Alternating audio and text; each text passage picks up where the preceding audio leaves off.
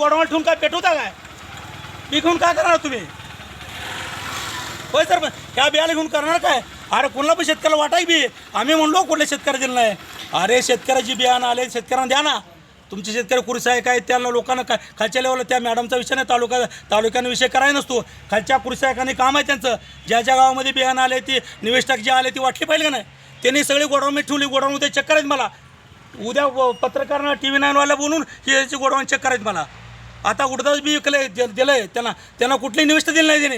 यांची सगळी निविष्ट यांनी गोडाऊन ठेवून बसलीत. लाखाला पगारी शेतकरी जोर खातीत काय? शेतकरी आत्महत्या करून मरला आहे. शेतकरी परिस्थिती वाईट आहे. यांच्या लक्षात येत नाही का? तुमची काय मागणी आहे कृषी खात्याकडे? कृषी खात्याकडे मागणी विषय नाही. जे बियाणं आले ती शेतकऱ्यांना कुठल्याही शेतकऱ्याला वाटू दे. त्या बियाणं गोडाऊनमध्ये ठेवू नये.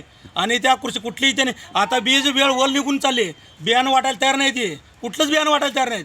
ज्वारीचं बियाणं आहे, कधी सगळे बियाणं शिल्लक यांच्याकडं. कुठलंही वाटायचं तयार यांची मानसिकता नाही. तुम्ही भेटला का अधिकाऱ्यांना? कुठला अधिकार रोज भेटतो की आता हे सगळं समोर बसलो अधिकाऱ्याला. काय म्हणते तुम्ही? काय म्हणायचं? काय बियाणंच उपलब्ध आहे. आलंय ती माणूस यायचं आहे, त्याची निविष्ट लागते असं तसं काय. यांना कॅटेगरी काढले म्हणे किंवा गावाला वाटा कोण आहे त्याचं काय मानसिकता कायची?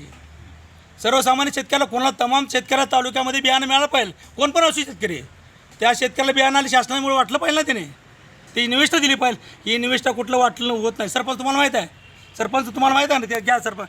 निविष्ट कुठे वाटली जाते का? नाही आम्ही आमच्या गटाला पण दिलं पण निविष्ट नाही दिली अजून. कुठली निविष्ट कोण वाटते का? कुठलंच हा उडीद बियाणं दिलं तर आम्हाला निविष्ट उडीदाचं पण आपण वाटून दिलं, बियाणं दिलं, पण यांनी काय निविष्ट कुठे वाटली का? नाही दिली नाही. आम्हाला दाखवलं पण नाही, विचारलं काय पण सो नाही. कोण विचारत नाही. बियाणं आता हरभरे झाले कोण वाट. त्यांनी काय म्हणजे तालुका कृषी अधिकारी मध्ये आमच्यावरती वाटपाचा विषयच नाही.